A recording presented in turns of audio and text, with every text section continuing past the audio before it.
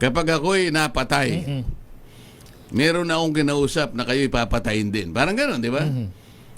Alam mo sa akin, I would like to believe that that statement, maybe it was an emotional outburst.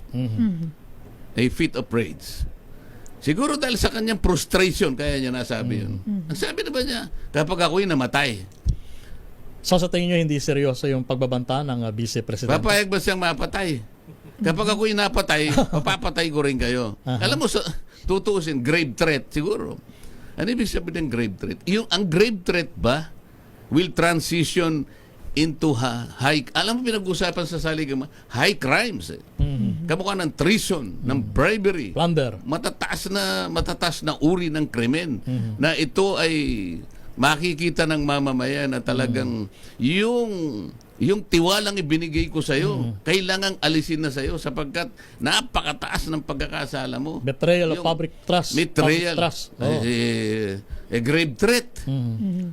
Alam mo, sa paghahalin tulad siguro, baka malicious mischief lang ito Barangay level lang. Baka mamaya pinag-uusapan natin din. Baka kasing kategorya lang siguro ng jaywalking ito, Lakay Romel. Pagkatapos sasabihin, tatanggalin mo ang Vice President sapagkat nasabi niya, out of frustration, out of emotional outburst. Wala naman tayong maisip na dahilan naman. Kaya kung sinasabi, walang batayan lahat ito Yun lamang meeting rooms, wala pa yata 50, mag-aaway kayo kung sino yung mauunang gumamit noon. Puro quadcom na lang pinagbigyan. Paano naman yung magagandang batas na gusto kong isulong sapagkat ang layunin ay makabubuti sa ating lahat?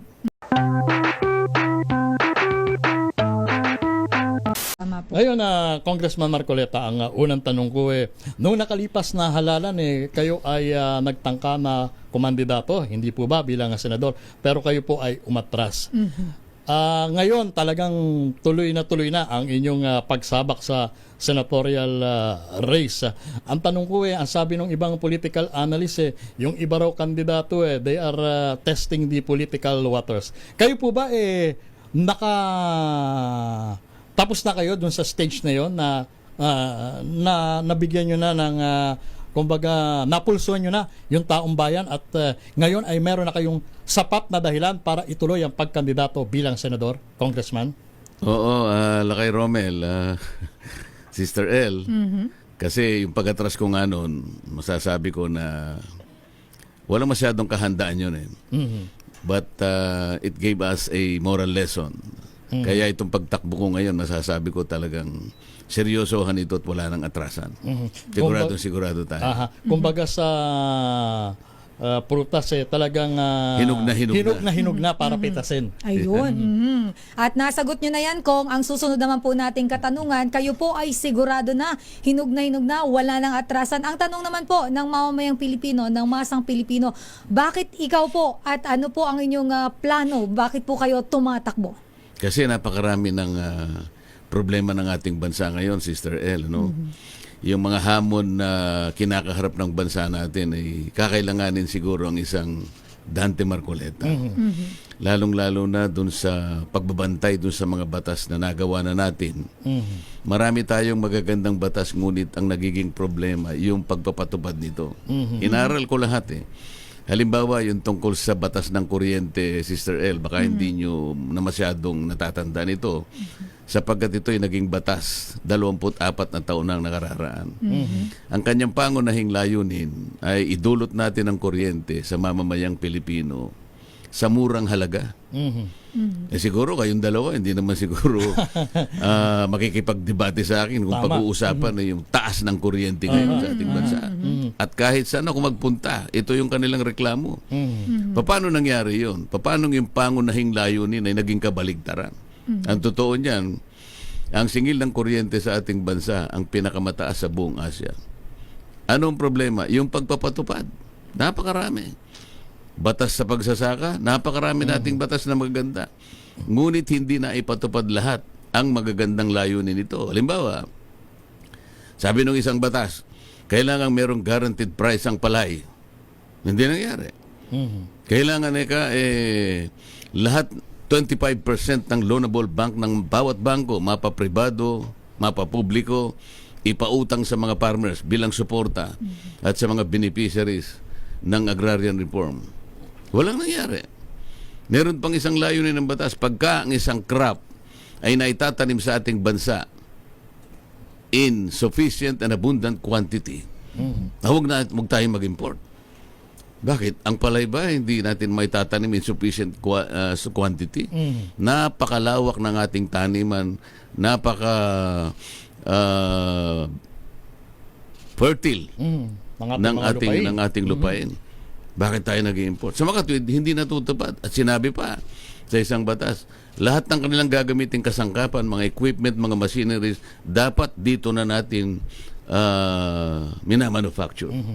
Kaya nga Hindi rin nangyayari. Kaya nga nakapagtataka, Congressman Marcoleta, sa isang bansa na tulad ng Pilipinas, sa isang agricultural country, way back, maraming taon na, yung ibang mga kalapit nating bansa, sila ang kumukuha ng suggestion sa atin Hindi po ba? Totoo yun. Kung paano sila makakapag-produce ng mas maraming ani. Ngayon, naging baliktad na. Naging baligtad talaga. Pinaaral natin sila, at tapos ngayon, tayo na ang nag-i-import. At tayo ang number one importer Tama. ng bigas sa buong daigdig. Ngayon Hindi ba kabaligtaran yan sa layunin ng ating Ngayon, batas? tayo na ang number one importer ng bigas. Pero kung susugan ko lang yung sa kuryente, yung binabanggit nyo, Congressman Marcoleta, of course, lahat tayo gusto natin mas mababa ang singil sa kuryente. Kaya meron mga nagmumungkahi na ikonsidera yung pagbubukas ng Bataan Nuclear Power Plant. Baka raw ito makatulong.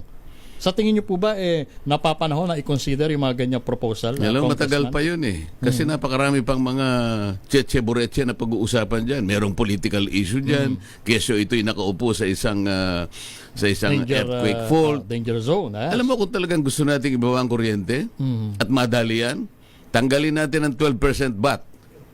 Talagang bababa yan. Tayo lang naman ang meron. Sa Vietnam pumunta ka, meron bang VAT ng kuryente, Sister El? Pumunta ka sa Malaysia, pumunta ka sa Vietnam, sa Thailand, wala. Sinasubsidize pa nga Kung nagagawa sa ibang bansa, ba't di natin gawin dito? Parang mabenefisyuhan mga taong nasa mababang kalagayan. Para sa ganun, yung layunin ng batas na yun, kahit papano, ma-achieve natin. So kung kayo po ay papalarin at mailuklok sa Senado, ito po ang isa sa mga isusulong ninyo, Kong. Among others, sapagkat napakarami kong iniisip. Tingnan mo na lang, Lakay Romel. Pati ba yung ninakaw na kuryente? Tayong lahat ang magbabayad? Alam mo, yung mga business losses, pangkaraniwan na yan, tinatawag na legitimate business risks. Lahat naman ng negosyo may panganib Lahat ng negosyo, kahit insurance company na tumatakip sa mga risks, sila din ay kumisan tumitiklop. Bakit naman yung gumagawa ng kuryente, mapa-generation, mapa-transmission, mapa-distribution, bakit mawala silang losses? Saan ka naman nakakita ng negosyo? Lahat ng ito'y binabayaran natin. Kaya nga, napakataas ng kuryente. Hindi naman kailangan bayaran yun Ang dami kong gustong gawin para maibaba at talagang ma-achieve natin yung pangunahing layunin ng batas na yan. Ngayon, granted for the sake of argument, Congressman Marcoleta, na alisin natin yung 12% VAT sa kuryente. Ngayon, ang magiging argumento naman ng mga taga-gobyerno, pagka inalis mo yan, mawawala naman ng revenue ang pamahalaan. Problema na nila yon. Kumuha ka sa iba. Bakit? Wala ka bang imagination para hindi ka kumuha ng iba? Kinakailangan mong ibaba nga yung kuryente sapagkat yung pangunahing layunin Ang una kong gustong gawin, kinakailangan ng tuparin natin yung pangunahing layunin. Kapag yung layunin na mismo, kaya natin ginawa yung batas ay hindi tinutupad, bakit pa tayo nagkaroon ng batas? Hindi ba? Umimbento sila ng paraan, umisip sila ng paraan kung saan natin kukunin ng maraming bagay na pantustos ng ating kabuhayan. Pero kinakailangan nating alalahanin yung pangunahing layunin. Ibaba natin sapagat yun ang nakasulat por letra. Alright. Samantala, iwan muna natin saglit ang issue. Usapan natin sa kuryente. Kung magawin muna tayo dito naman po sa mainit at hindi matapos-tapos na issue ng West Philippine Ayan. Sea. Alam naman po natin na pinag-uusapan po, trending. Hanggang sa ngayon po may mga comment din sa ating YouTube channel at sa ating Facebook page po tungkol po dito. Ano po ang basehan ninyo sa inyong naging pahayag na wala sa map ng Pilipinas yung West Philippine Sea? At yun din po ang tanong ng ilan sa ating mga viewers at listeners. Hindi, teka muna. Totoo ba sinabi niyo, Congressman Marcoleta? O Alam mo, baka na-misquote lang kayo? O baka misquote lang. Hindi dapat sige. kasi lagyan natin ang konteksto ang pinag-uusapan. Kasi kapag diniretso natin at hindi tayo nagbigay ng background, baka lalong mailigaw yung mga nakikinig sa Alright, atin. sige Kong. Ito'y nagmula doon sa isang hearing na ipinatawag ng TRICOM na kung saan pati mga vloggers ay talagang tinawag sapagkat napakarami raw ginagawa sa social media na nasasaktan yung mga ibang kasama ko sa Congress, lalong-lalo na yung Quadcom. Totoo naman na Yes. maraming mga batikos doon na masasakit na yung iba higit pa sa personal. Ngayon, isa doon sa mga binablog at subject matter ng blog ay ito ngang usapin sa West Philippine Sea. Ngayon, ang nagpasimula ng discussion dito ay yung Executive Director ng Cybercrime Investigation Coordinating Center. Ang kanyang pasimula, para po hindi magamit kanya, hindi mailigaw ang ating mga mamayan kung pag-uusapan na isigalutan sa West Philippine Sea, let us educate and empower our people. So tama siya, Sister El, Lakay Romel. Tama siya. So sinuportahan ko siya. Tama ka dyan, Mr. Executive Director.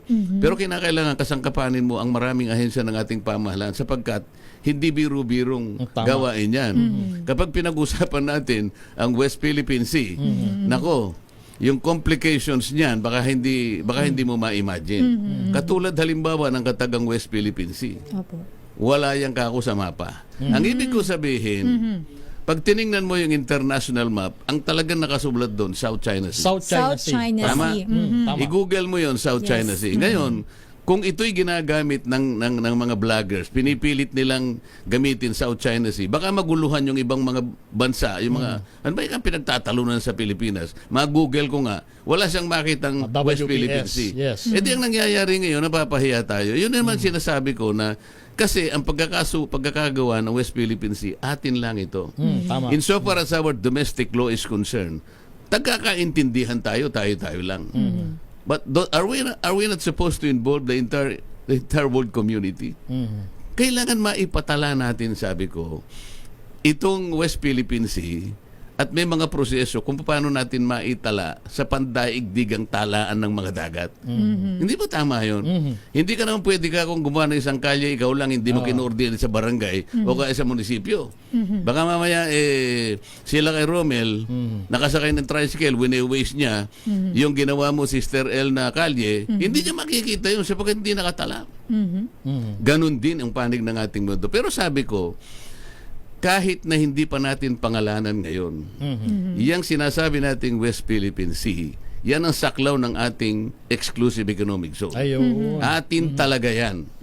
At yan ay ipaglalaban natin ang patayan hanggang sa kahuli-huli ang patak ng ating dugo. Ang nagiging problema lang, nasasangkot tayo sa siga, ginagamit natin yan, hindi naiintindihan ng ibang bansa hanggat hindi natin ay patatala. Hanggat hindi nagiging Officially. official. You're right. Oh, ang naging problema kasi dito, meron tayong isang Commodore. Isip-isipon, dahil lang hindi niya naintindihan siguro yung konteksto ng pinag-uusapan na nasabi kong wala sa mapa ang West Philippine Sea, tinawag niya akong Ang interpretation niya iba. traitor. Oh. Ay, medyo masakit siyang magsalita. Isip-isipin mo, pinaghalimbawa, ang pangalan niya ay Commodore Tariela. Ang sabi ko sa halimbawa ko, ikaw, Lakay Romel, papayagan mo ba si Sister L? Nadadagdagan niya ng isang kataga yung dictionary. Pupunta siya sa letter T, maglalagay siya ng Tariela. Pagkatapos ang kanyang definition ng Tariela. Tariela, a person who jumps into conclusion without verifying his facts. Of course, hindi ka papayag. Hindi mo tatanggapin yun Oo, dahil hindi ikaw ang tatanggapin. gumagawa ng diksyonaryo. Tama. Ikaw ang may-ari ng Merriam-Webster. Ikaw ang may-ari ng Oxford Dictionary. Kumbaga, hindi mo papayagan Hindi na... mo papayagan si Sister El Aha. sapagkat hindi official yon. Maaari mo, siguro, maaari niyang ilapit sa'yo. Maaaring gumamit siya ng proseso kung paano maitatala at ma-acceptin mo, tatanggapin mo naman yung kanyang pinupropose na isang salita o isang kataga. Ganito lang ang usapan eh. Kaya lang, tingnan mo ang nangyari ngayon. Talagang totoo ang daming complications at daming hindi nakakaintindi kung ang pag-uusapan ay bahagi ito ng ating mundo. At nakasentro, Congressman Marcoleta, nakasentro ang atensyon natin sa China. Eh, hindi lang ang China ang claimant ng South China Sea or Totoo. West Philippine Sea sa Totoo. atin. Oh. Halimbawa, sabi ko sa kanila, yung kalagitnaan ng exclusive economic zone, nagkataon ka ako na merong Scarborough Shoal sa gitna. Ano ka ako ang significance no, Sister El? Yung Scarborough Shoal, isang isla yon. Ang ibig sabihin nun, como yun ay isla, under public international law, entitled siya sa territorial sea. So, como ang China ang naka-occupy doon, yung territorial sea, siya yung nag-i-enjoy. Kapag ipinarada niya yung kanyang mga barko doon sa territorial sea, nung isla na yon, ng Scarborough Shoal, na siya yung nakasakop, naka-overlap sa ating West Philippine Sea. So, merong problema, di ba?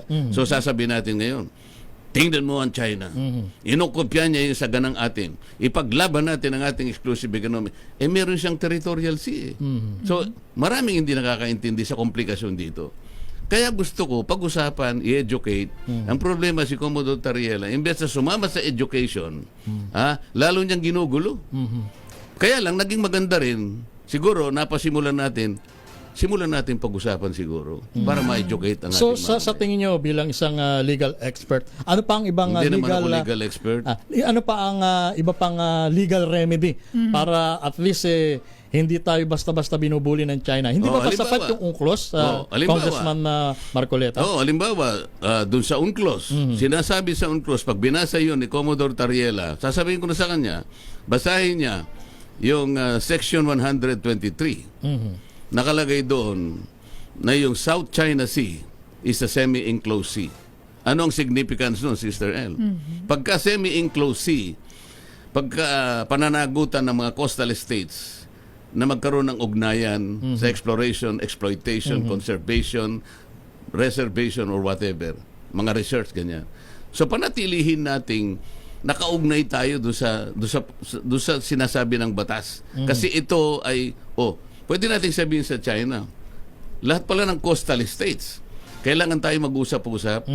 Hindi Within tayo our dapat ranks. nag-away-away using the UNCLOS. Ba't di tayo magsimula doon? Ba't di sabihin ni Tariela, yun ang unang gawin natin? Pangalawa, doon sa arbitral award, may sinabi sila doon na yung Scarborough Shoal is a traditional fishing ground. Magsimula tayo doon. Ano ang ibig sabihin ng traditional fishing ground? It is a private right. Even China will recognize that.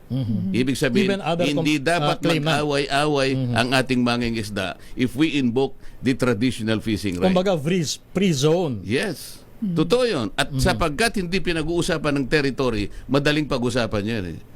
Mga living resources lang muna. Magsimula tayo sa isang bagay na pwede nating pagsaluhan. Na pwede nating pagkaintindihan. Hindi kaagad yung territory yung pinag-uusapan, nag-aaway-away kaagad tayo. Why don't we exploit the concept of traditional fishing rights? Doon tayo magsimula. Okay. Napag-uusapan natin medyo mahaba-habang usapin Oo. pagdating itong sa teritoryo na ito. Lakay Romel Napaka-komplikado talaga ng usapin na yan, Kong Sister Marcoleta. El. Pero kayo po ay tumatakbo bilang senador at napag-uusapan po, sabi mo nga kanina, ipaglaban natin ng West Philippine Sea hanggang sa huling patak ng ating dugo. Ano po ang inyong stand dito, lalo na po ngayon na patuloy ang bullying na nangyayari dyan po sa pinag-aagawang teritoryo na yan, na sakop ng exclusive economic zone ng Pilipinas. Sa tingin niyo po, ano ba yung mga hakbang bilang kayo po ay mambabatas? Ano po sa tingin po ninyo ang mga kailangan pa natin gawin para somehow malesen na po itong mga nangyayari dyan sa West Philippines? Napakaganda ng tanong mo, Sister El. Akala ko hindi mo itatanong yan. Yan ang inihintay ko kanina pa eh. Alam mo, mag-umpisa tayo doon sa sinasabi ng ating saligang batas na tayo, let us maintain a neutral foreign policy. Sinabi na nga ng Pangulo nung kanyang, natatandaan ko yung unang sona niya, the Philippines is friend to all and foe to none. Ibig sabihin, lahat kaibigan natin at wala tayong kalaban kahit sino. Ngayon, nang dahil doon sa panuntunan na yun at pamantayan ng saligang batas natin, maging kaibigan natin ang lahat ng bansa. Huwag nating i-antagonize ang China. Huwag tayong masyadong makiling sa Amerika to the point na parang ang kalaban natin ang China. Hindi ba natin alam sa ngayon, ang China ang ating largest trading partner? Naungusan niya na ang Japan. Naungusan niya na ang Amerika. Dati, 70 siguro ang Amerika ang number one nating trading partner. 80s to early 90s, Japan. Pero sa ngayon po, ang ating largest trading partner, China po eh. Kung kaibiganin natin ang China, wala tayong kalaban, pati po yung pagtatala ng ating West Philippine Sea, maring mapadali natin. Bakit kamo? Ang tagal na po nating ina-apply po sa proseso ng international law ang pagpapatala ng ating West Philippine Sea. Napakaraming attempts na po. Bakit hindi po natin magawa? Kasi po ang China, nakaupo sa Security Council ng United Nations. Tayo po, wala tayong upuan doon. Pero kung kaibigan natin ang China, kung kaibigan natin, sabi na, kaibigan, sama mo naman yung West Philippines. Sige, total, magkaibigan. Ang dali siguro nating may pakiusap sa pandaigdigang pag-uusap. Ang West Philippines, madali na may patala. Hindi ngayon na pinipilit na tayo lang nakakaalaman. Tayo lang. Pero in the entire world community is doubtful as to whether nasaan ba kayong West Philippines? Pati sila naguguluhan kung nasaan nga ito eh. Yan ang ating gustong mangyari. Obviously, yung kabilang partido, yung administration ticket, ang pinupuna sa inyo, yung grupo niya raw ay pro-China. Ano masasabi niyo dyan, Congressman Marcoleta? Yun ang problema naman nila eh. Isipin mo, sasabihin nila, pinabili lang daw kami ng suka. Akala ko ba ang saligang batas ang tuntunin natin? Sila na rin nagsabi eh. We are friend to all and foe to none. Bakit tayo mag-antagonize ng mga bansa? Ba't hindi natin panatilihin na neutral tayo? Para lahat tayo ay maging kaibigan ng lahat ng bansa. Sabagat pag sinasabi nila ito, paano ako naging pro-China? Paano ako naging pro-China? Sinasabi ko lang na yung West Philippine Sea, yun ang ating exclusive economic zone. At malinaw ang Na inyong... kahit anong mangyari, atin yun. Kaya lang, sa sobra nating pagmamahal sa sarili natin, na hindi pa natin ay patatala, gusto natin, tayo lang ang mag-usap, tayo lang nakakaintindi ng West Philippine Sea. Ayaw nating ipaalam sa kanila sa buong daigdig na West Philippine Sea na yan, nakatala na po yan. Kaya tingnan po ninyo ngayon, ang International Hydrographic Organization, nakatala na po ang West Philippine Sea. Makakapagyabang tayo ngayon. Malinaw yan. Malinaw. Diba? Si Congressman Marcoleta ay kabilang sa mga naninindigan na atin ang WPS. Pero Atin lang yan. dapat nating idaan sa Proseso na makilala ng Ayun. buong daigdig, hindi lang para tayo kumikilala. ma-recognize ng international community. Yes, sir. Ayun. Alright. Pero bago pa sa iba natin mga katanungan kay Congressman Marcoleta Laque Romel, puntahan muna natin ang ating kasamahan sa labas ng himpilan. Ayan. Oo. Dahil mayroon silang katanungan sa ating applicant ngayong araw, Laque Romel. Oo. Man on the street. Man on the Ayan. street muna Pulso tayo. ng ordinaryong mamamayan. Yes, at tayo po ay kumukuha ng katanungan mula sa ating mga kababayan dahil gusto nilang magtanong kung ano yung magagawa kapag ibinoto ba nila si Kong, ano ba ang maaasahan nila kung sakaling malulusot at makakapasok sa Senado. Pero sige, balikan na lang natin dahil mukhang lumabas saglit yung kakausapin natin. Sa ito naman, Laque Romel, Kong, ang katanungan ko, ito po ay matagal na ang usap-usapan at hanggang sa ngayon po ay hindi pa rin natatapos yung may mga mahinanakit. Medyo po masama ang loob doon po sa hindi pagbibigay o yung renewal po ng prangkisa ng ABS-CBN at nawala na nga po yung prangkisa ng tuluyan sa kanila. Marami po tayo mga kababayan ang nagsasabi na nawalan sila ng hanap buhay dahil sa inyo. Naniniwala ba kayo na mabibigyan pa ng prangkisa ang ABS-CBN in the future? At yung mga kababayan po natin na dahil daw po sa inyo nawalan sila ng trabaho, ano po ang inyong komento rito? Yung tungkol sa ABS-CBN, palagay ko yun ay ating nalampasan na. Ang kauna-unahan kasing issue doon dahil sa napakarami niyang paglabag, hindi lamang yung sarili niyang prangkisa. Sa totoo lang, yung prangkisa niya, nilabag niya. Kasi yung kanyang prangkisa is free to air. Kahit sa free to air, marami siyang advertisements na nakukuha. Bilyon-bilyon ang kinikita niya. Pero sa kabila ng kanyang napakaraming kinikita sa advertisements, kailangan pa niyang magbenta ng black box. Ibig sabihin nun, pinababayad pa niya yung contents para lang mapanood sila ng ating kababayan. Ipinaglaban ko ating kababayan. Kagaya ngayon, nakakapanood sila ng ABS-CBN pero libre na eh. Wala na yung black box eh. Dapat bumalik tayo sa ganun. Ngayon, yung napatunayang hindi na pagbibayad ng buwis, napakarami nun. Gumamit sila ng tax evasion shields para sa ganun ay hindi mabayaran ang karampatang buwis na para sa ating pamahalaan. Pati constitution nilabag nila. Ang sabi na sa Saligang Batas, ang pagmamayari o pagmaintain, pagmamanage ng mass media ay para sa Pilipinong-Pilipino lang. Napatunayan namin na yung mga opisyal nila, hindi lang Pilipino, Amerikano pa. So, ipinoint out namin lahat ito. Ang totoo niya, pati nga yung kinatatayuan ng kanilang headquarters, hanggang ngayon hindi nila napatutunayan kung paano nakuha yung lupa na yun. Hindi, yung titulo, sinasabi ko, nasaan yung pinaka kopya ng titulo, yung pinaka-original copy. Hanggang ngayon, hindi nila maipakita sa akin. Ang pinakikita nila is the second owner's copy. Sapagkat nung ni-research ko yan ay pag-aari ng dating PHHC. Ito yung Philippine Homesite and Housing Corporation. Yan ay isang residential area. Kung paano napunta sa kanila, pati nga yung deed of sale ayaw nilang ipakita. Sapagkat ang pagkakaalam ko dyan, yung deed of sale ay hindi binigyan ng approval ng corporation. At ang nagbigay lang ay president. Di pwede yun. Kasi corporation yung PHHC. Ang nagbigay lang ng approval ay presidente. Ayaw nilang ipakita yun. Para ma-question natin kung talaga nga sila ang may-ari at ang pagme-may-ari nila ay talagang nakabatay sa batas. Napakarami ko sasabihin sa inyo. Pati yung paglabag nila, yung pay-per-view na yun. Wala pa tayong tinatawag na CAS, yung Conditional Access Transfer System. Sabi, wag mo ipaano yung Mayweather-Pacquiao fight at saka yung napakaraming Pilipino boxers na labanan ng mga Mexicans, wala pang rules ang NTC. Kahit na walang regulasyon, nagpalabas pa rin sila. Limpak-limpak, siguro bilyon ang kinit. Pero yung karampatang buwis sa pamahalaan, hindi ba inaalaga hindi ba tinitingnan ng kababayan natin ang nawala sa gobyerno natin? Puro paglabag ang ginawa nila. Kung meron mang natanggal, iyon ay kinalulungkot natin. Ngunit kailangan natin gawin yun. Paano naman yung mga tinanggal nilang libo-libo ring mga empleyado nila na hanggang umabot sa Korte Suprema, nanalo na yung kanilang mga employees. Nasa akin ang mga record. Execution na lang. Hanggang yung binabarat pa rin ng ABS-CBN. Napakarami nila. Yung iba namatay na. Yung iba nasa ospital. Ganito ba? Kung ituring nila yung kanilang mga empleyado, kapamilya. So tingnan mo hanggat, yung nangyari. Congressman Marcoleta, hanggat na napili yung status ng issue sa ownership, talagang malabong ma-renew yung kanilang prangkisa.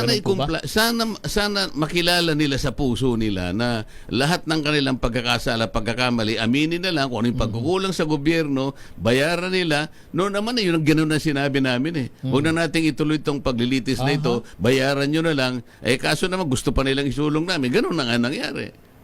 Ako medyo... So, kumbaga, na-provoke kayo na gawin talaga yung... Ano gagawin namin? Sinabi namin, kumbaga sa regular court, may pre-trial. Pwede ba? Kasi pandemic tayo, medyo napakahirap ng kalagayan, pati yung bansa natin, di alam natin kung saan tayo pupunta.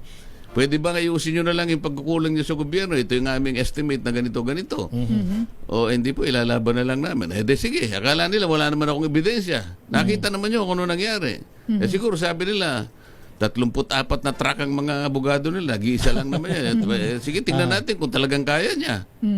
So somehow along the way, nagkaroon pala ng parang amicable settlement. At least, kahit hindi formal, sinasabi ko sa kanila, ang kalagayan natin, kawawa ang bansa natin, pwede ba natin ayusin na lang para kung ano man yung nakikita namin pagkukulang ninyo, ano nyo na lang.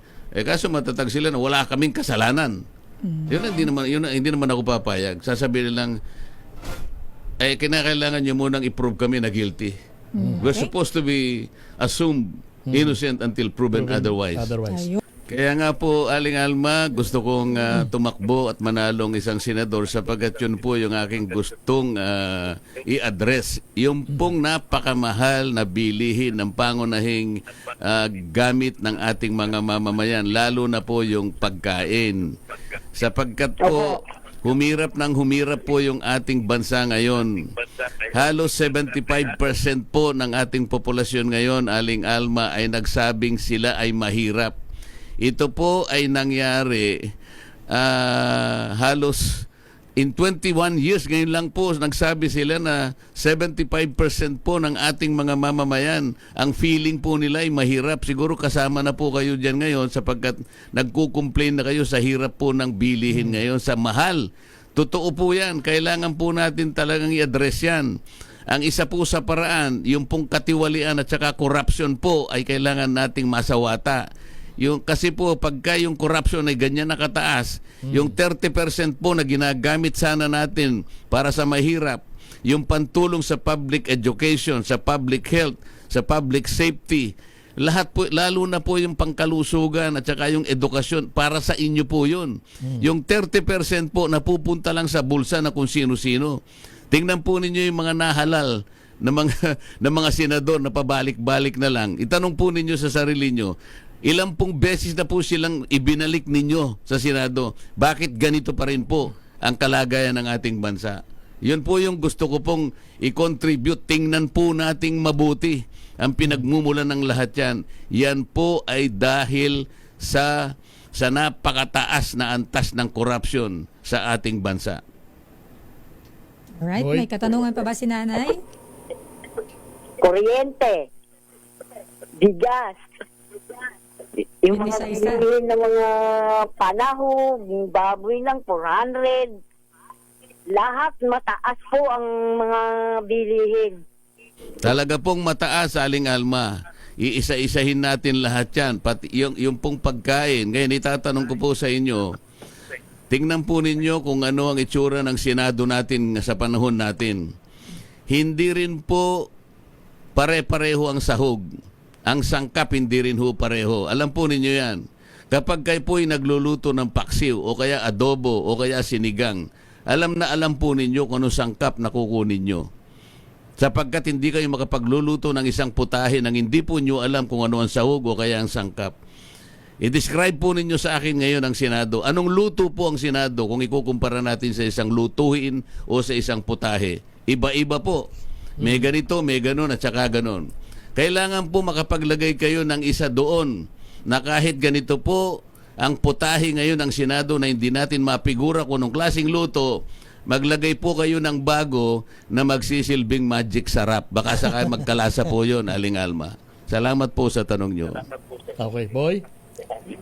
Salamat po, Nanay Alma. Okay, si Nanay Alma po. Yan, dito sa Barrio Obrero, sa Tondo, Manila. Balik sa inyo.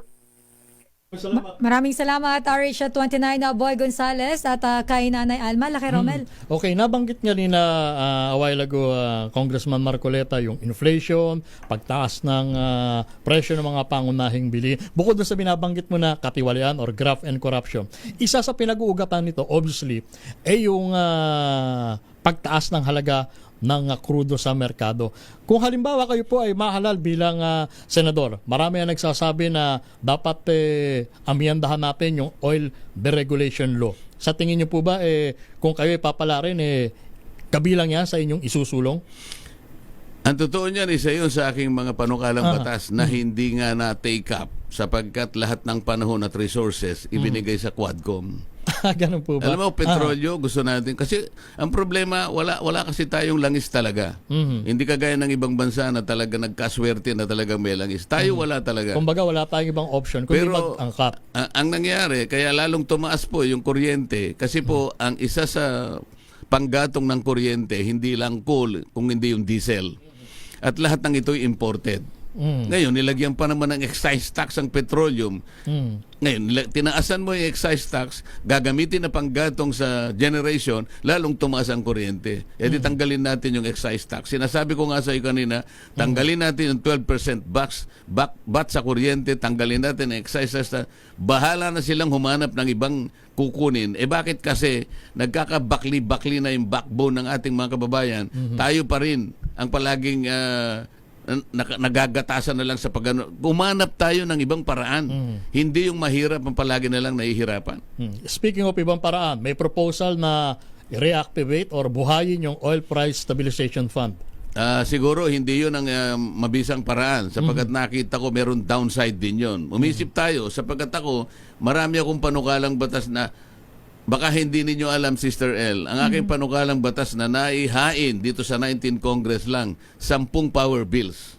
Lahat ng ito ay sang-ayon sa aking kagustuhan na maibaba natin ang presyo ng kuryente. Lakay Romel, meron pang kasamang may matching 12 resolutions pa ito. Pero sabi ko nga sa iyo, puro Quadcom na lang ang nabigyan ng panahon, ng resources. Talaga palang meron kayong unfinished business na dapat nyong ma-accomplish sa susunod na Kongreso. 306 kami mahigit doon. Yun lamang meeting rooms, wala pa yata 50, mag-aaway kayo kung sino yung mauunang gumamit noon. Puro Quadcom na lang pinagbigyan. Paano naman yung magagandang batas na gusto kong isulong sapagkat ang layunin ay makabubuti sa ating lahat? Alright. Parang medyo umiinit tayo Talakayan dito natin. sa ating talakayan. Oo. Pero ito, Lakay Romel Kong, ito ay kukunin lang namin ang iyong posisyon dito po sa issue na ito. Yung impeachment po kay Vice Ayan. President Sara Duterte Carpio. Lalong iinit ang diskusyon natin, Congressman. Anong gusto mong issue doon? Yung impeachment? Ang iyong posisyon po tungkol doon sa impeachment at yung sinasabi po na yung yung pong rekomendasyon na sampahan siya ng inciting to sedition Sedition at grave grave threats po.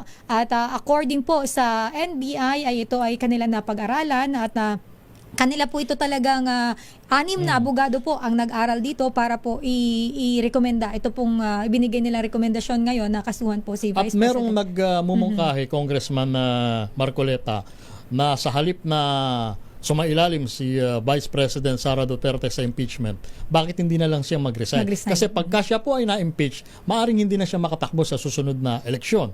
Ano po masasabi niyo ron, Congressman Marcoleta? Bakit? May impeach ba siya? Hindi, na-impeach na siya. Oo, Ibig sa mo sabihin, Kongreso. ang Sa ibig Senado mo po. sabihin, sa Senado, Opo. ibig mo sabihin, makukonvict siya?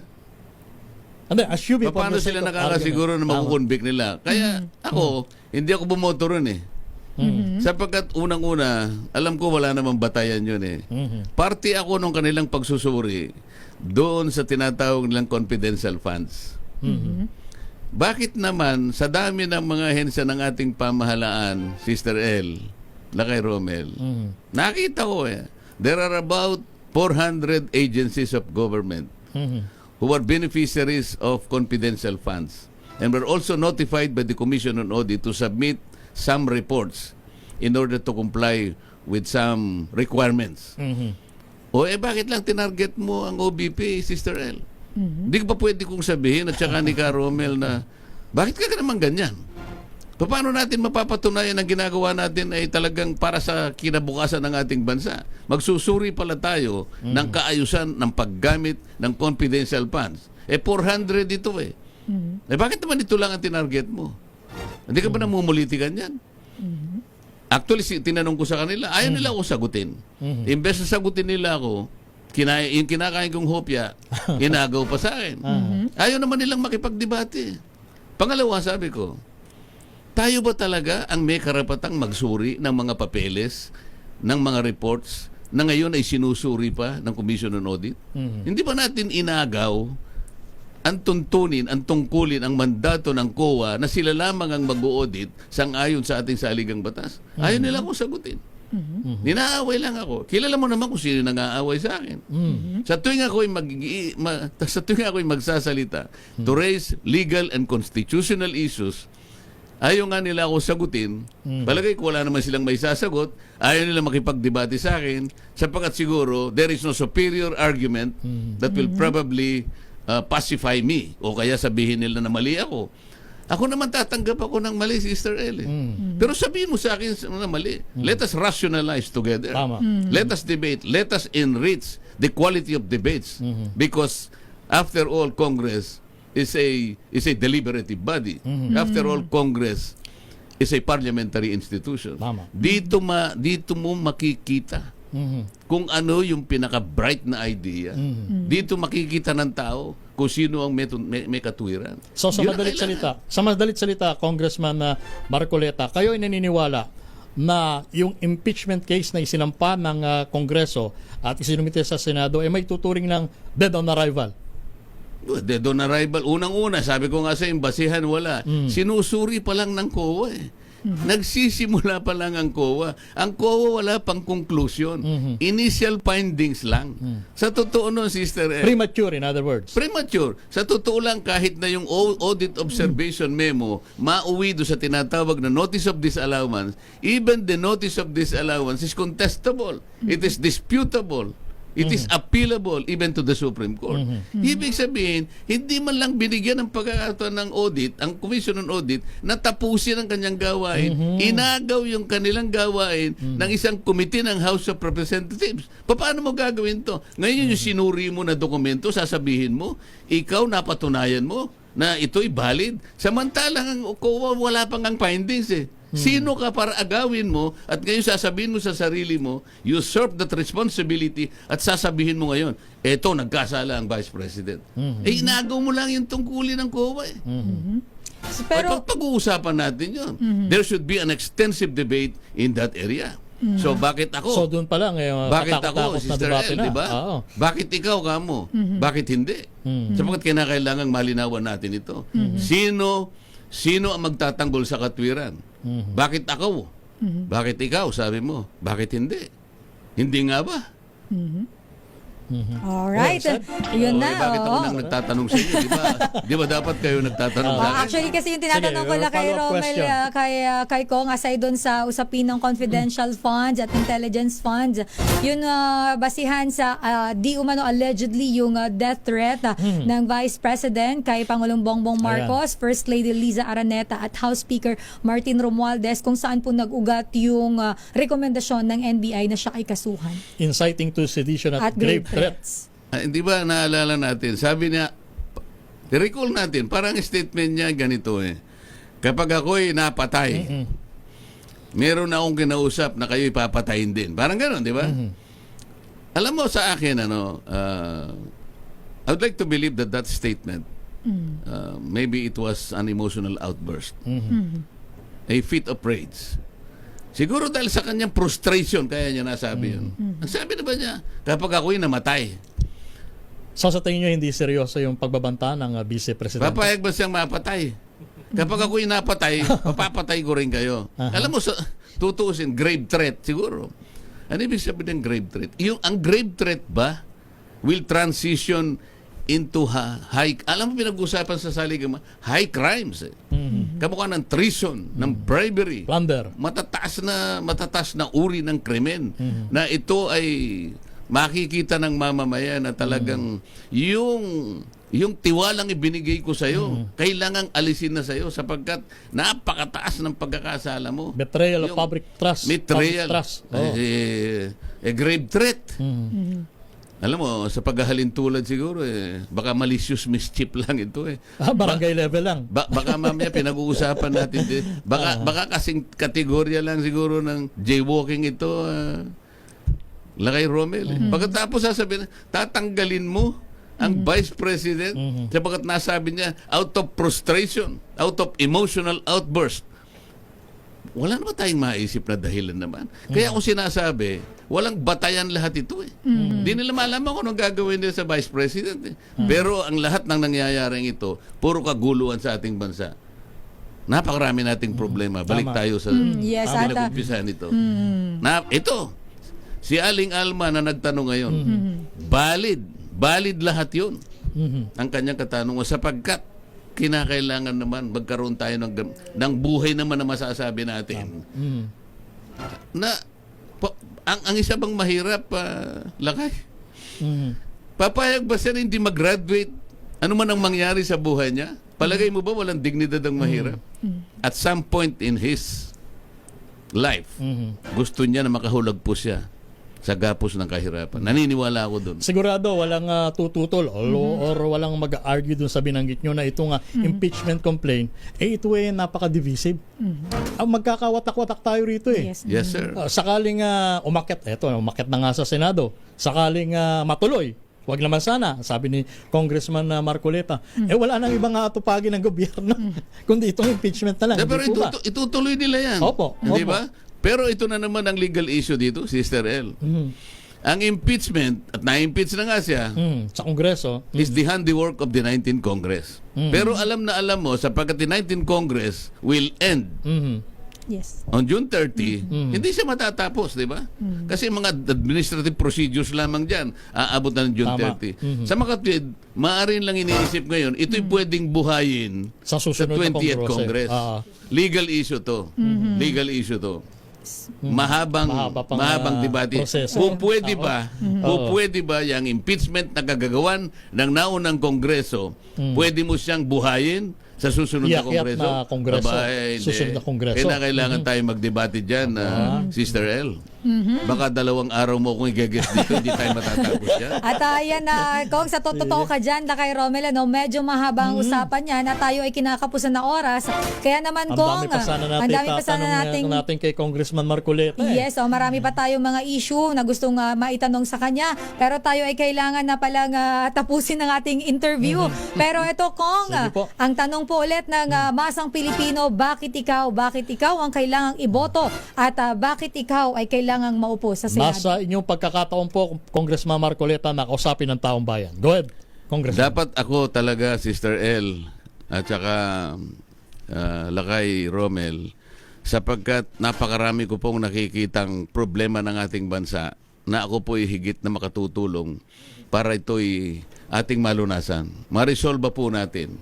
Maring unti-unti po, ngunit kinakailangan po nating maglagay ng isang tao na nakakaalam ng pamamaraan na itong mga problema po natin ay maisantabi natin sa lalong madaling panahon. Maaari pong unti-unti, wag po kayong mawalan ng pag-asa, pero sa unti-unti po yan, kung tuloy-tuloy naman, may aasahan po tayo. Ilagay po niyo ako na magic sarap sa Senado. Kahit sa ngayon po ay balibaligtad po yung yung sangkap at mga sahog. Sapagkat mula dun sa lasa na inyong ibibigay, doon po magmumula ang pag-asa. Ayun. Right. Maraming salamat. Parang kakaiba yung magic sarap no? Pero maraming salamat po, Congressman Rodante Marcoleta, tumatakbong senadora ngayong May 2025 elections. Maraming salamat po. At good luck, Congressman po. Marcoleta. At thank you po for being here. Magbabalik po ang ating programa, Pilipinas ang oras, 9:31. Bakit ikaw? The DZRH Job Interview for 2025 Midterm Elections.